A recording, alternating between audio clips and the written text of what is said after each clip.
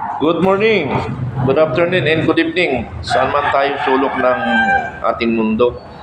Ang pupuntuhan ko ngayon ay sa Mutsari, lalong-lalo na sa Senate hearing. Sa dami kong narinig sa interview, sa vlogs, kung ano pa man. Nakikita mo talaga na gusto talagang sirain ang pagkatao ni dating Agent Morales. Dalawa lang sila magkakampi. Although magkakampi sa sitwasyon, si Jonathan Morales at saka si Senador Bato. All other senators and other guests on the Senate hearing ay talagang lahat kalaban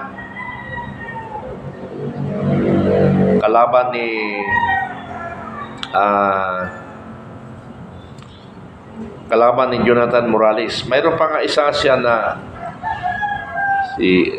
isa na naging kakampi niya.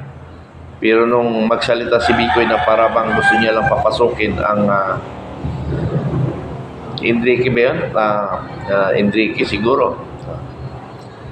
Na nung binaligtad ni Kabicoy yung salita niya, nagbago rin salita ni Enrique, para bang natakot siya na baka sa kanya pagbalingan. Bakit naman siya matakot? Nandun na nga sa Senado eh. Ibig sabihin, pag pumunta ka ng Senado, ay kaya mong labanan ang lahat ng pressure. Ganun sana tayo. Pero balik tayo sa pupuntuhan ko. Wala talaga. Halos nag-iisa lang si Senador, si Jonathan Morales para sa katotohanan. Ang lahat nandoon, except Senador Bato, ay sila ay kagrupo ng mga kasinungalingan. Nahirapan sa Tagalog, kasinungalingan. Lahat sila kagrupo ng kasinungalingan. Yun ang analysis ko sa lahat ng tao nandoon sa Senate hearing. Although may mga iba dyan na pa-slide lang yung pagka-sinungaling nila o pagka-slide nila ng salita na hindi sila kontra sa Senate hearing. Pero pag in-analyze mo, lahat sila kalaban. Lahat sila gustong sirain ang Senate hearing. For what reason na gusto nilang sirain? Ayaw ba nila ng katotohanan? Dito sila sa kasinungalingan? Hindi ko maintindihan itong mga Pilipino na ito eh. Sila ba'y naduduwag? Sila ba'y nagsisipsip? Sila ba'y gusto magkapera? Alin lang doon sa tatlo. Naduwag, nagsisipsip, o magkapera. Ay may pang-apat, mailagay sa posisyon. Nako! Bayan kong Pilipinas. Wala nang pag-asa ang ating bayan. Puro sipsipan, puro posisyon, puro magkapera. Yung duwag, aywan ko lang, hindi ko na isali yun. Yung tatlo na lang. Magkaposisyon, magsipsip, magkapera. Alin ba kayo dyan sa tatlo, mga miyembro o mga nandyan sa Senado? Pakisagot nga mga viewers ko, alin yung tatlo na yun, kung alin ang pinakalamang sa tatlo. Magsipsip, magkapera, magkaposisyon. Pumunta lang kayo dyan mag-guess para sirain si Morales. Ayaw nyo ba ng katotohanan? Dito kayo sa kasinungalingan. Ang pinapatunayan lang naman dito, dalawa eh. Yung nag-leak ang information na sabihin natin top secret. At ang pangalawa, totoo ba ito nangyari? Di ba? Yun lang ang gusto natin palabasin. Bakit ang daming mga nagsasalita, ang daming natin invited guests na wala namang saysay doon sa mga kwento nila? Di ba? Wala eh. Wala man lang doon na ang karamihan doon, ibagsak lang ang reputation ni Agent Morales. Para sa aking opinion, bilang isang makabayan na Pilipino, my channel is Makabayan Informative Channel. Okay. Information at Makabayan. Bilang isang makabayan, isiwalat ko at ibigay ko ang opinion para sa bayan at information. Ano, makabayan? Ha? Ang lahat ng pumunta sa Senado ay sip-sip, magkapera, magkaposisyon. Bigyan nyo ako ng opinion dyan. Hindi ako anti-Marcos, hindi ako pro-Duterte. Tandaan nyo yan. Because I supported PBBM na sinabi ko pa naman, palagi ko sinasabi, mayroon akong 6 million na na-organize within our country. Based on the report of my commanders on the ground. More or less 6 million. Kasi mayroon ako tao sa region, province, municipality, city, and barangay. May mga membro ako, may mga kasama ako na alin lang sa dalawa kasi my organization is Vanguard of Democracy, which is anti-corruption and anti-communism. Okay, huwag na natin hanapin yung mga makabayan doon at saka anti-corruption and anti-communism. Ang tinitingnan ko lang doon, kaya biglaan kaming dumami, it because gusto nilang tulungan ang ating Presidente Bongbong Marcos. Gusto nilang ibalik ang pang-imahe ng Marcos na para bawiin ang masamang imahe ng mga Marcos. Pero anong nangyayari ngayon? Anong nangyayari? Mamaya natin i-discuss doon. Kayo na lang magbigay comment doon. Anong nangyayari? Balik tayo, balik tayo doon sa Senate hearing,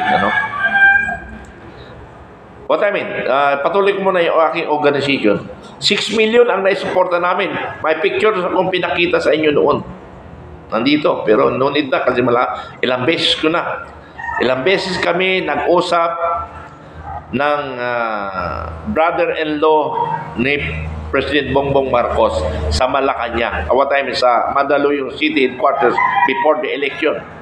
At sinabi ko yan sa kanila. At appreciated nila yung ginagawa naming tulong ng Vanguard of Democracy. Okay.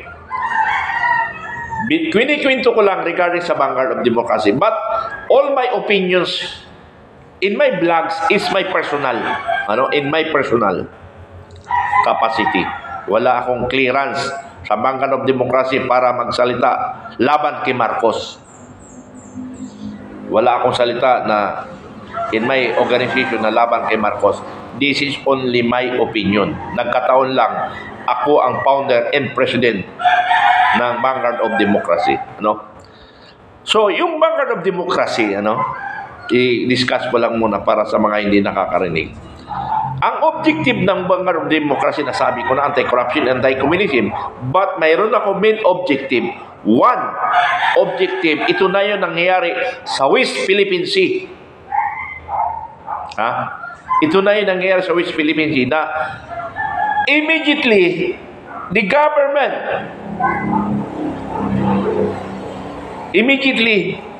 or on emergency cases pwede nila kaming matap kagad for simultaneous organization and mobilization.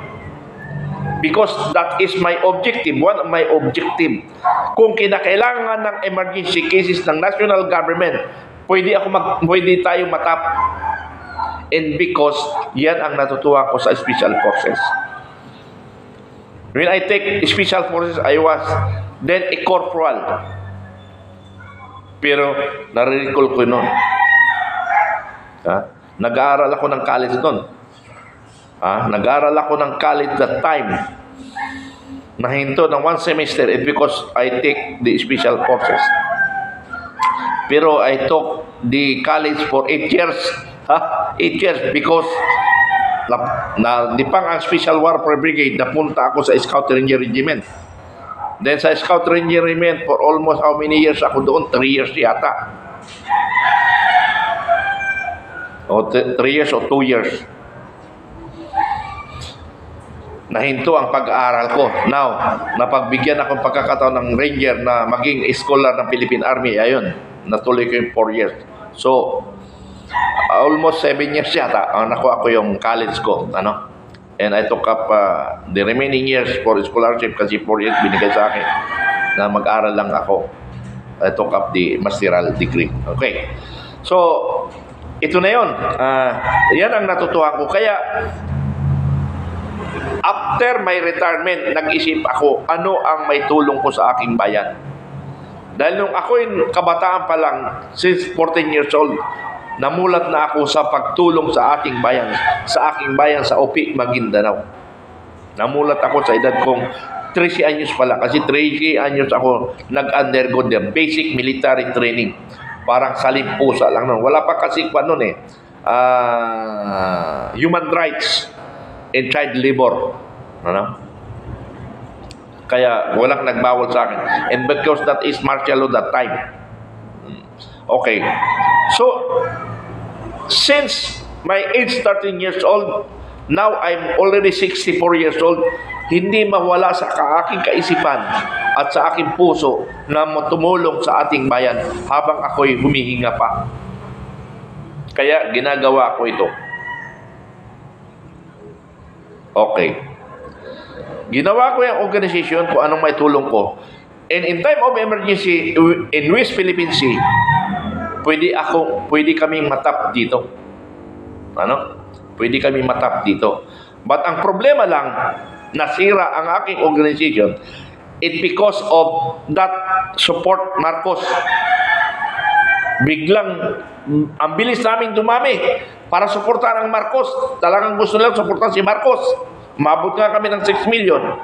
After election, nanalo ang Pangulo. Inignore na kaming lahat. Ayun ang masaklap. Nung ipinakilala ko ni Colonel Samonte during the Special Forces Anniversary, naramdaman ko, in-appreciate niya, pero wala sa isip niya. Makikita niyo yun sa picture, may picture tayo dyan. After the election, series of meeting ni brother-in-law niya na si Martin Araneta and Secretary Lagdamio sa Malacanang. Nag-uusap kami. Ilan kami yun, mga grupo na marami kaming pinipresent. Information laban sa Marcos. Information kabutihan sa Marcos. Hindi ko alam kung may nangyari ba. Kasi wala pa namang update sa akin. Kung may nangyari ba o walang nangyari. Pero in my analysis, matagal na yung panahon na 2 years para mag-antay ka sa mga pangako nila. Although, this is my personal. Kung mayroon man ibigay sila sa aking organization, subihin. At kung hindi ako kailangan doon, sila ibigay natin yan sa tamang namumuno at nakakaintindi, nakakaalam sa aking kaisipan kung ano ang the Special Forces way. And the last objective ko, yun ang confidential. Confidential ko yun. Kung anong purpose ng aking organization. Pero doon sa mga master in analysis, alam nila kung anong objective ko. Nababasa nila. Pero sa isip lang nila yun. Kasi, bigyan ko idea, on emergency cases, di ba democracy can be stopped immediately and organized, mobilized, and trained. And the second, related rin doon. Kaya lang sinira ng Marcos. Kaya nahirapan ako maging active sila. Kasi lumalabas akong sinungaling. At ako ang nakinabang sa Marcos. Kaya ako nagsasalita dito na hindi ako nakinabang sa Marcos sa ginawa natin. Kaya ako nagsasalita dito para ipinagtatanggol ko kayo at malaman nyo ang katotohanan.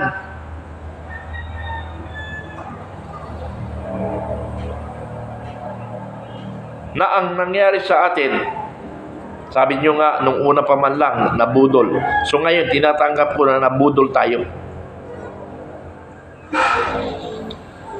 Kaya ako nagsasalita dito, hindi in behalf of our organization. Nagsasalita ako as personal observation in our country, in administration of Marcos Jr. Walang kwenta. It because hindi siya nagpapatakbo. We have two little president, the first lady and the speaker of the house. Yan ang powerful. Ang Pangulo natin is only idami. Kasi wala kasing alam eh. Ha? Na-train ng Special Forces si Bongbong Marcos on the mentality. Paano niya patakbuhin ang national government in time of war? Nasa isip niya kaya ayon? Namold siya as governor leader, pero itanong mo doon kung anong nagawa niya. Ano ba ang magandang leadership niya? Pabayaan natin yung mga economic development or progress niya. Dahil kung nangyari man yun, hindi naman siya may gawa nun. Dami rin siya as governor doon. Kasi ang ginagawa niya, ngayon nga lang, bilang Pangulo eh. Bilang Pangulo, ano ba ang ini-enjoy niya? Personal. Kung mayroon man para sa bansa, secondary. That is my personal opinion, observation. Kasi lahat naman tayo may pakiramdam, may analysis in observation. Lahat tayo, kahit pinakabubukang tao, mayroon tayong lahat yan. Hindi lang lahat matatalino ang marunong mag-analyze. Kasi kung lahat ng matatalino sa bansang Pilipinas na marunong mag-analyze, mag-observa, wala na tayong problema sa bansa. Di ba? Wala na tayong problema sa bansa because we are all brilliant. Ang problema lang yung brilliant, yun ang nagpagulo sa mundo o sa Pilipinas.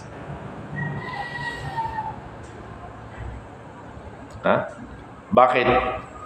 Yung Japan, hindi marunong mag-English yun. Lagi silang may representative. Pero bakit? Ang ekonomiya, ang kanilang leadership, maganda. Kasi ang lahat ng Hapon, makabayan sila. Hindi pang personal interest. Diba? Ang daming magagaling sa atin eh. Puro personal naman ang nasa isip. Personal advancement. Career. Money. Ayoko na magsabi ng mga organization kasi baka makasakit pa ako. Basta Pilipino in government. Ang tagal ko sa gobyerno eh. Since 13 years old ako. And now, 64 years old.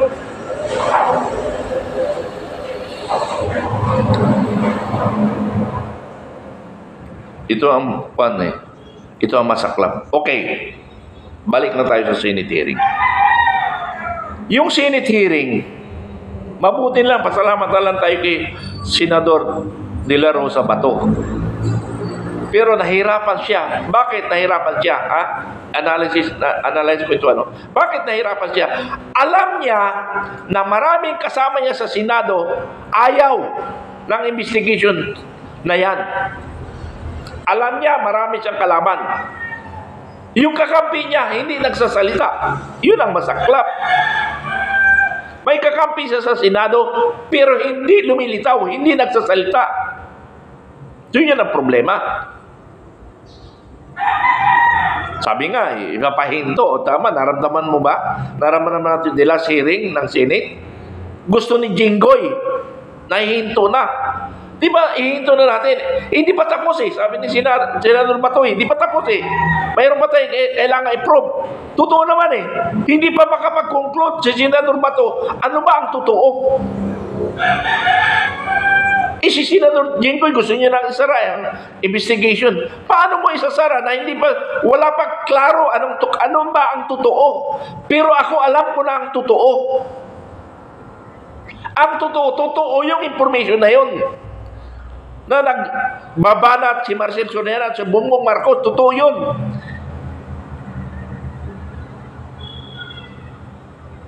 Walang usok kung walang apoy. Yan na lang tandaan natin. Nakasabihan. Bakit? Pwede ba ikwa na lang yun? Ikwento-kwento ni Jonathan Morales yung nandun sa condominium? Ha? Pwede ba ikwento niya lang yun? Ay di nagalis si Marcel Soriano? Dinamay ang pangalan niya? Dito dapat sana nagkangawa-ngawa si Marcel Soriano, pero nung nandun sa Senado, pinalabas niya mukhang himatayin siya, magkakasakit siya, kaya hindi siya binanatan ni Bato kasi sinuportahan ni Robin Padilla. Nandun si Robin Padilla para suportahan yung artista. Na wag natin i-interrogate kasi baka himatayin or magsabi ng totoo kasi ma-corner. And sinasabi niya preliminary niya kaya lang nahuli ang preliminary niya na dapat ang kanyang abogado na magsalita. Natanongin, dumiretso siya nagsalita, natanong siya. Pero yung sinasabi na iyo ba yung condominium? Yes, pero naibenta ka na. That is positive. Bakit mo ibibenta? That time, anong purpose nun? Ha? Anong purpose? Yun na lang ha. Anong purpose nun? Bakit mo ibinta kagad nung mag-controversial kayo? Para ang sinabi ng investigator o sinabi ng kanyang legal advisor, ibinta mo na lang para walang further investigation. Evidence. Pero ang problema lang, hindi naman bubo ang mga Pilipino. Anong dahilan para ibinta mo? So positive yung information na yun. Kaya mali rin yung legal advisor niya. Mali. Mali yun. Mali on decision. Kaya mo na lang. Normal ka lang. At is ka lang. Ganun lang sana. Ibininta mo kaagad. O di, tapos. Tapos ang conclusion ko. Ang problema lang, sa ebidensya, mahirap talaga.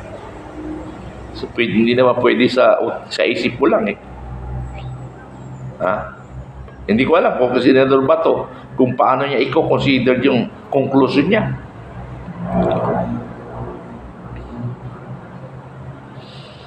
Pero yung analysis, pwede yun. Basta mayroon lang magsusuporta ng mga dokumento. Ano? Okay. Yung palitan, si Senador Bato, pwede siguro. Hindi ko gaano memorize yung Senate rules na palitan. For what reason? Sabi natin, may Senate rule doon na pwedeng palitan. It because ang ganito. Iyan ang dahilan para mag-alsa ang taong bayan.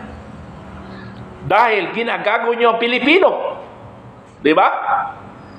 Kaya sabi nga ni Captain Dado, pag ganun nangyari, isara na lang ang Senado dahil wala rin kwenta. Wala rin silbi. Para rin sa kanila lang pala yung Senado na yan. Hindi sa taong bayan. Di ba? Kaya isara na lang. Kaya nga sana magkaroon ng change of government. Huwag muna papunta kay Vice President. Kung hindi magkaroon tayo ng revolution, may temporary mag-position, mag-assume. Para baguhin natin ang sistema. Nandiyan kami ni Captain Dado. Ako ang kanyang bastonero. Left hand effort. Ako ang magbibira dyan. Siyempre, kung halimbawa si Captain Dado ang pinaka-brain dyan, hindi niya lahat kaya yan. Kailangan mayroon siyang nakadikit na nagtingin na lang kami ni Captain Dado, nagkaintindihan na kami. Hindi na kailangan magsalita siya.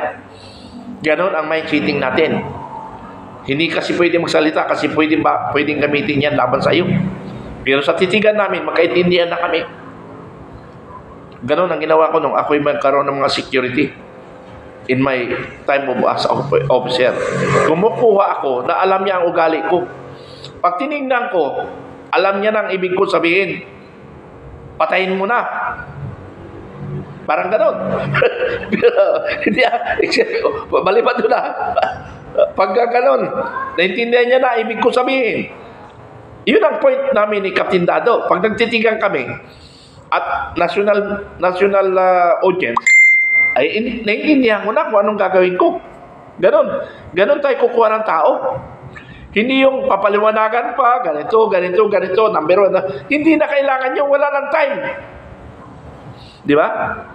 Pero mayroon kasi nabasa na ako sa comment ko sa vlogs ko, na puro kay dada kayo ng dada dyan.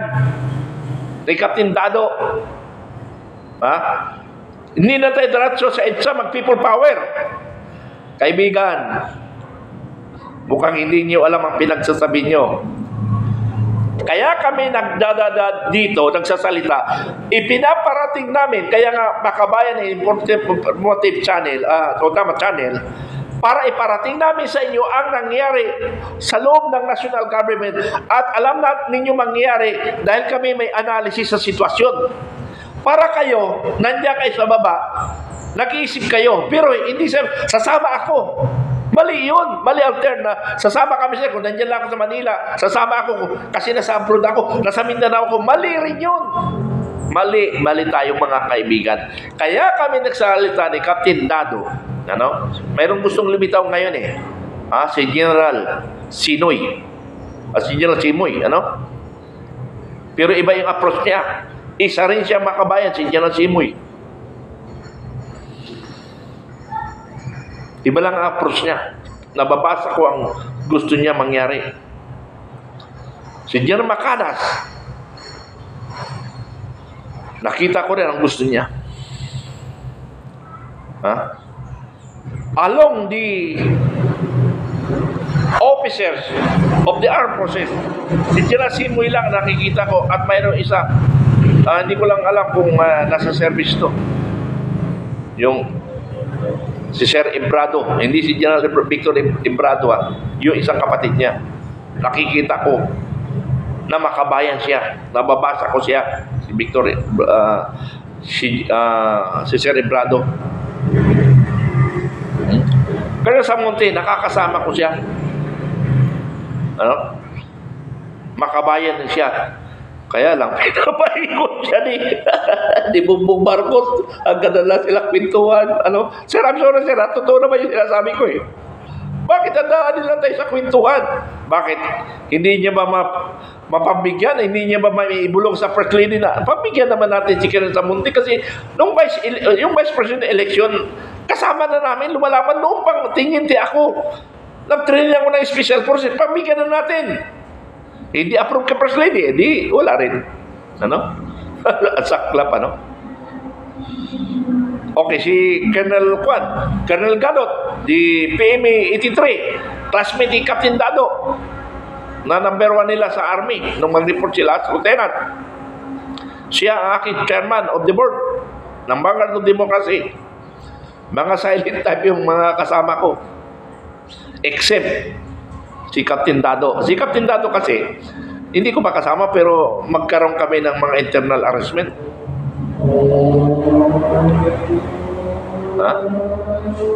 So, balik tayo ulit sa Senado. What I mean, yung balik pala tayo doon sa sinasabi lang, kaya kami nagsasalita. Kaya kami nagsasalita dito para hikayat kayo sa katotohanan nangyari sa ating bansa. Kaya dapat magkaisa tayo. Hindi sir, sasama ko, kaya lang nasa abroad ako. Sir, sasama ko sa Mindanao ako, sa Bisaya. Hindi yan ang pinag-usapan. Kaya kami nagsasalita dito. Ang ibig sabihin namin dito, kung nasa abroad ka, may kamag-anak at kaibigan. Kung ikaw ay Makabayan, nasa abroad ka, mayroon kang kamag-anak, barkada. Ay, mga misa, mga barkada, mga mate, bumuo naman kayo dyan. Magkaisa tayo. Dahil niluloko na tayo. Okay ba? Ilan ma-organize mo dyan? Kaibigan, barkada, uncle, lolo, pamantawag mo. Kaya mo ba na 10,000? Subukan ko. O kahit 5,000 na lang. Yun ang objective namin dito, kaya nagsasalita kami. Yung pinapasama nyo kami sa rally, sa peace rally, pwede naman. Kaya lang, hindi pa ready. Sasali kami doon, nag-iisa lang kami. Ano na-support namin? Di ba? Nag-iisa lang kami. Ano magagawang support nun? Isa lang eh. So, dapat pag sumali kami sa rally, may dala kami 1 million. Yun ang objective namin dito ni Captain Dado. Nakintindihan ba natin yun? Rally na tayo ko, God, pagkaisan. Pag nasa abroad ka, sa Mindanao ka, at ayaw mo pumunta ng Manila, yung mga kamag-anak mo na rito, ha? Papuntahin mo rito. Yung pabuhin mo, sabihin natin, 1,000 na lang. Kung yung 1,000, 1,000 ko rin kayo nakausap, ilan yun? Magkano? Ilan yun? Ha?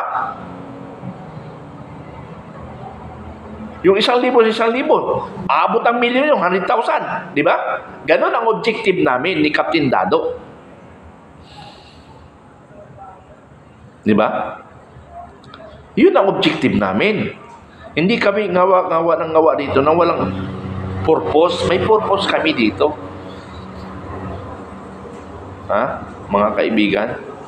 So, naintindihan na natin. Kasi may nagsalita, puro tayo ngawa, suportan natin si Morales. Ano bang ginagawa namin? Hindi nyo ba nakikita yun? Suportan namin si Morales, like Captain Dado, dalawa lang kami doon. Pinagtitigbas lang kami, di tapos na kami kagad. Kaya kami nagsalita dito dahil lahat tayo kikilos. Sumuporta tayo kay Morales. Ganon ang ibig sabihin namin. Halimbawa, pinagluloko tayo sa Senado, yung Senate hearing. Sabay-sabay tayong lalabas sa ating bahay. Yun ang purpose namin. Sabay-sabay tayong lalabas sa bahay natin na iparamdam natin na ang administrasyon na ito manluloko. Ayaw ng katotohanan. Di ba? Ayaw ng katotohanan. Panluloko. Ang ibig sabihin yan, walang kwenta kayo. Kami may hawak ng gobyerno. Pero hindi nila naisip, kami ang nag-alala sa kanila. Di ba? Yun ang masaklap na binaliwala na tayo naglukluk sa kanila. Na kung sila nasa poder, masunod na, ang gusto nila mangyari. Iyan yung dapat labanan natin. O katulad yun, napalitan si Marcos Sr. Kaya maraming shares of Codita. Hindi rin kasi nangyari yung gusto. Kaya pag ngayon at nangyari yan, tayo muna mag-control ng bansa. Ayusin natin ang problema. Number 1 is corruption. Kaya magulong bansa natin dahil sa corruption. Kung ang intention lang natin tumulong sa bayan, tumulong sa kapwa natin kababayan Pilipino, maganda ang ating bayan katulad ng Japan. Kung ang objective natin ay pagandahin ang ating bansa, matutupad yun. Pero ang problema lang, puro pera kayo, puro pera, puro posisyon kayo. Yung mga nasa Senado, anong hinahangan nyo? Sip-sip, pera, posisyon. Magsasalita kayo lamang kay Morales, nagsasabi nga ng katotohanan na adik yung ating Pangulo. Anong solusyon ng Presidente Marcos? Dahil talagang adik ka siya, gumagamit siya, at makikita natin sa style niya, yung kanyang pagka-presidente ngayon, lumalabas rin. Anong solusyon niya? Kasi nandiyan, nangyari na yan eh. Hindi naman tayo perfect na tao eh. Di aminin mo, I'm sorry. Dito mo si Jamie, nakasurvive 10 years. Di ba? Yun ang solusyon eh. Nangyari, ginawa mo na yun eh. Huwag mo na lukuhin kami. Huwag ka na, yung drug test, huwag ka na mapag-drug test, I'm sorry na kagad. Kasi kung alam mo magiging positive ka, I'm sorry kagad. So, na ito yung issue. Hindi mo kami niloko. Di ba? Hindi mo kami niloko. Nagsabi ka ng katotohanan. Hindi lahat tayo perfect na tao.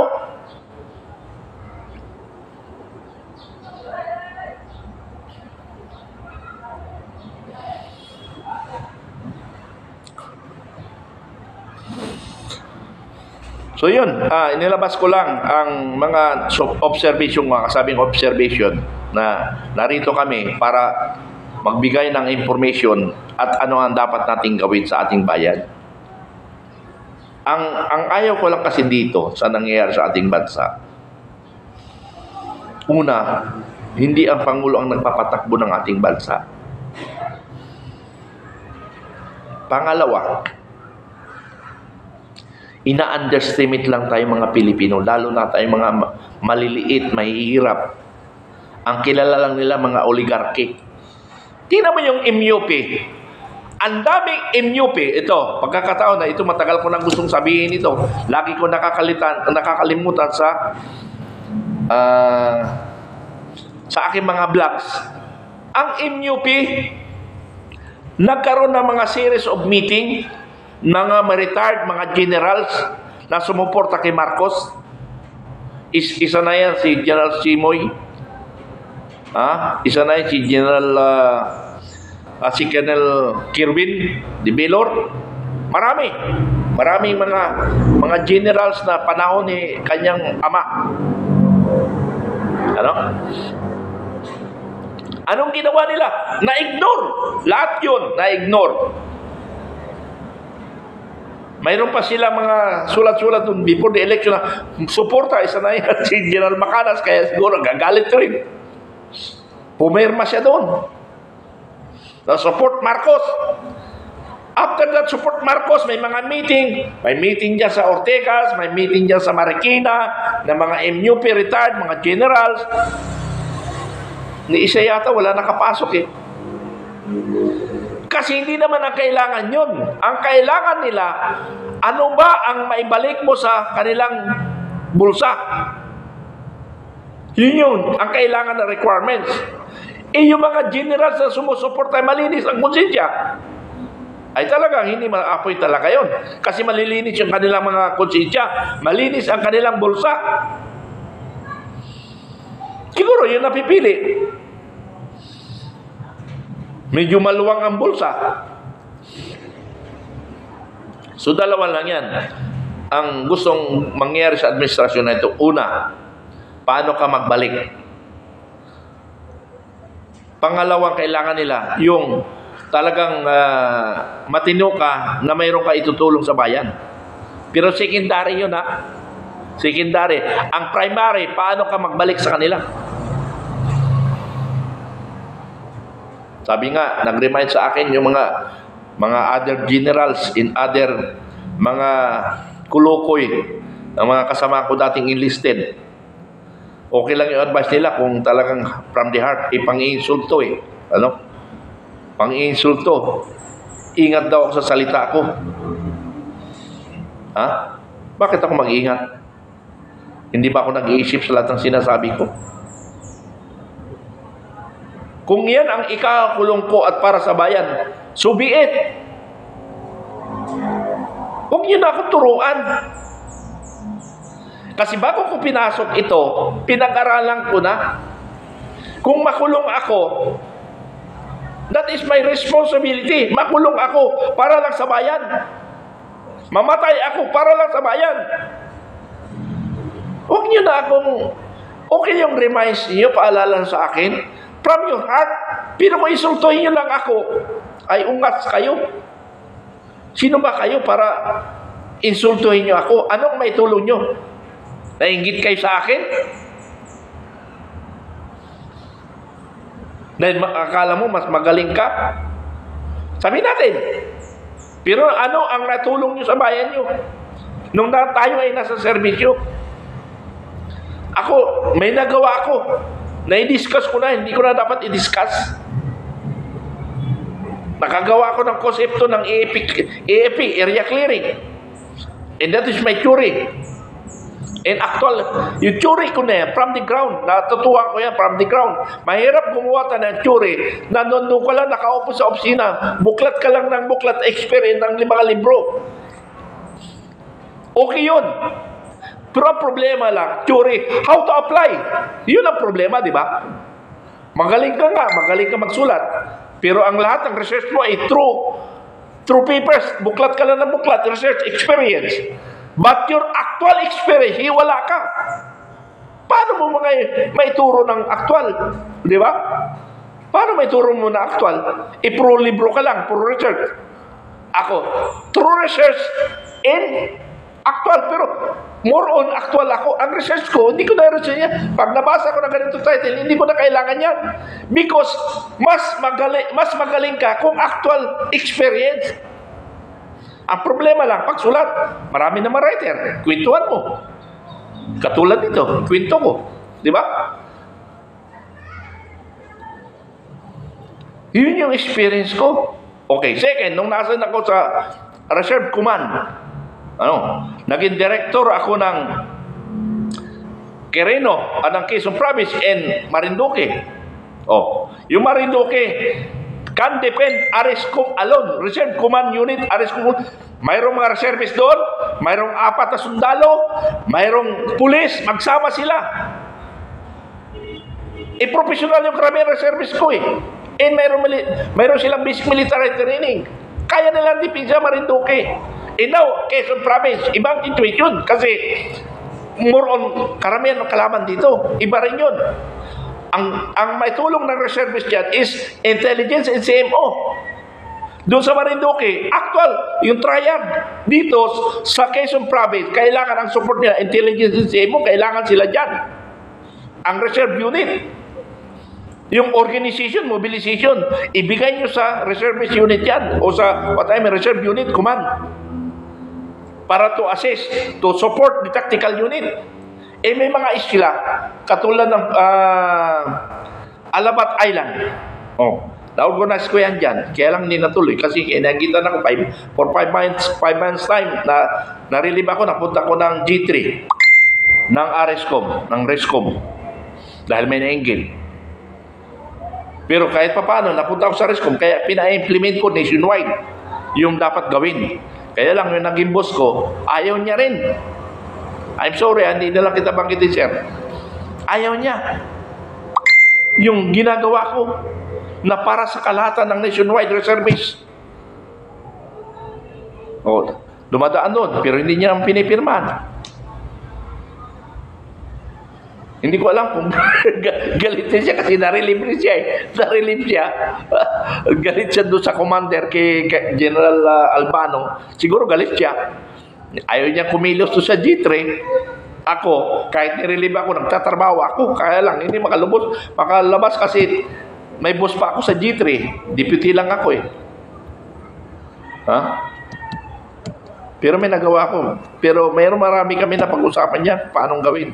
I will be your guest lecturer kung sakaling magkataon na lumabas yung puputok ang West Philippines. So much for that. Balik tayo sa Senate hearing. Ano mang sabihin dyan, totoo yung nangyari. Totoo yung representasyon ni Jonathan Morales. Kung wala mang ebidensya lumabas yan, tayo mga tunay na Pilipino at marunong mag-analisa, totoo yung information ibinigay. May document man o wala, concluded ko na yan. Kasi yung document na ilalabas to prove that allegation, kailangan lang sa korte, ebidensya. Pero sa isip natin, hindi pwedeng diktahan ang isip natin. Nasa isip natin na totoo na durugista ang ating Pangulo. Hindi na yung maalis. Kahit sabihin natin dokumento, hindi, sa korte lang yan, o sa Senate hearing, kailangan ng evidence document. Pero yung isip mo, hindi mo pwedeng diktahan. Ikaw yung nakaka-analyze kung totoo ba o hindi.